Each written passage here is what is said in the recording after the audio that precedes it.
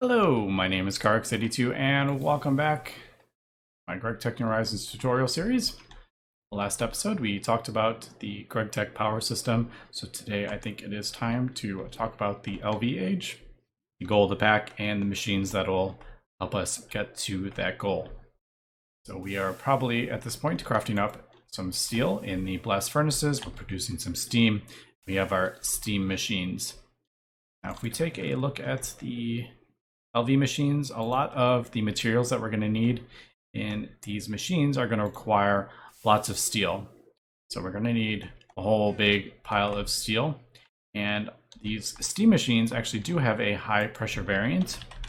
If we take a look at some of the recipes, they're not too difficult. You basically use the old one and then you add some more stuff to it.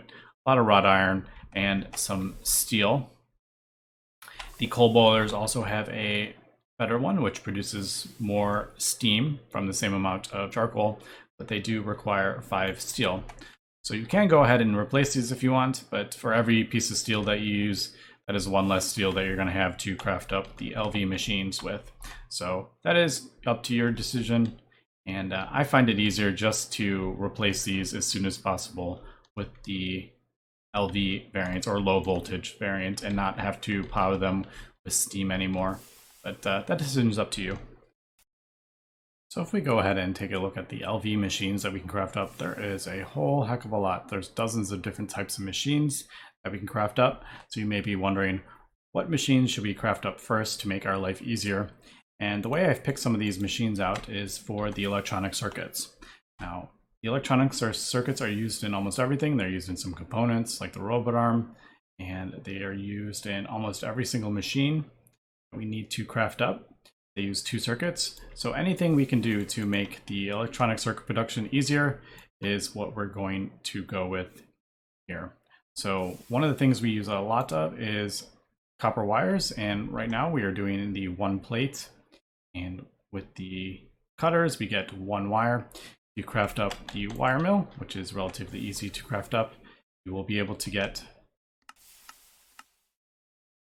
2 wires from 1 ingot. So we're already doubling our output there for the wire mills, and this is relatively fast and it doesn't use a lot of power. So I recommend getting the wire mill almost immediately. The kind of second machine I recommend doing is the basic vending machine. And right now we are crafting up the plates in the steam forge hammer. 3 ingots gets us 2 plates. This basic vending machine will let us put 1 ingot in there and get 1 plate out. So we're increasing our yield for the plates almost immediately. Because if we take a look at the LV machine hulls, which is required in every single machine, you need 8 plates of steel. So we want to improve that almost immediately. Now the vending machine does require a program circuit in the second slot, so unfortunately you're going to have to use one of the electronic circuits, but it is definitely worth it in that regard. And moving on, there are some more machines you want to craft up pretty early on, and one of those is the Polarizer. That doesn't require any components or circuits, so it is very easy to craft up. And what this lets us do is all the motors that we're going to need. It lets us get the magnetic iron rods.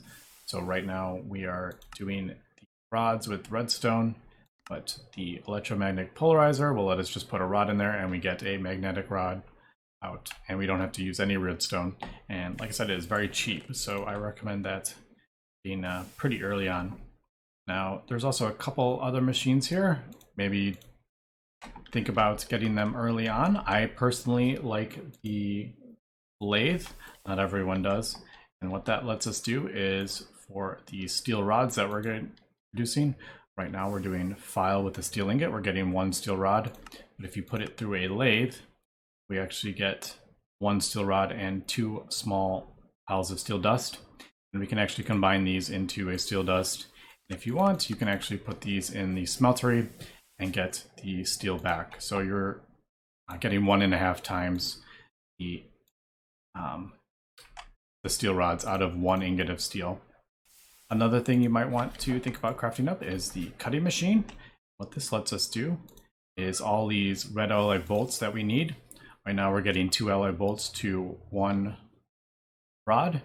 But if we put it through the cutting machine, we actually get 4 bolts from 1 rod. So we're doubling our production there. And you can just do water in there. You don't need lubricant. Water works perfectly well. It just takes a bit longer. But yeah, that is another great machine to have on early. And moving along, the next machine I kind of recommend to craft up is this basic chemic reactor. And if we put that down, what we can do is instead of doing the 1 sulfur dust to 3 raw rubber dust to get the ingots and the alloy smelter, we can actually do 1 sulfur to 9 raw rubber dust, and we'll get 9 molten ingots from that. And what we can do with that, if we want, there's a couple things to do here. We can put it into a basic fluid solidifier. And we can put whatever molds we want in there. So we can put the plate mold if we want. And if we turn the output, the gray square on these LV machines, we can face it towards this one. And auto output the fluid into it. And there it will make the rubber sheets for us. So if we do that, it is a much easier way to get the plates or the rubber sheets for the conveyor modules. And you could also, if you want, get it the tin cable like that. So 1 tin wire was the one rubber sheet. It gets you the tin cable. So that is one way to go about doing that. But you can also do this again. We're going to face it this way. If you want, you can build a basic assembly machine. Now you're going to need this for progression, but this is quite complicated because it requires 2 conveyors and 2 robot arms, and the robot arms require 3 components each and some circuits. So it is quite an expensive machine, but it's really worth it. Because what we can do is put that down. And if you put a circuit of 24 in there and put some tin wires,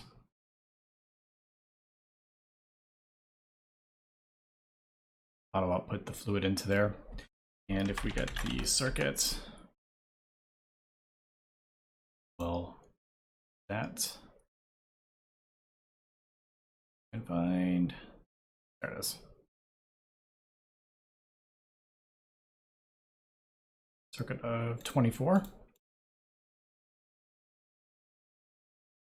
And with the circuit of 24, it'll wrap the tin wire with the molten rubber and we will get tin cables. So that's probably the easiest way to do it. Just put like a whole bunch of the sulfur and raw rubber dust in there into the assembly machine and put like a stack of tin wires and you'll get a whole bunch of the tin cables left. So chemical reactor and assembly machine, pretty cool little combo there for the beginning. So that will just use all that up. And another thing we can actually do with this assembler is a basic fluid extractor.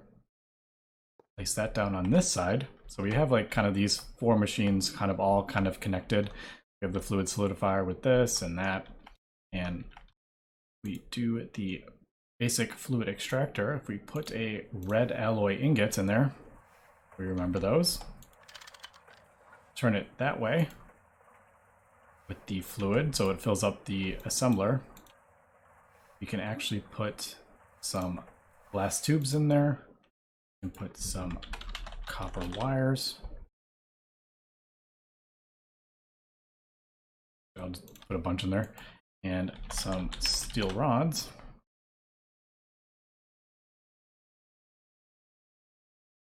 And we will get vacuum tubes.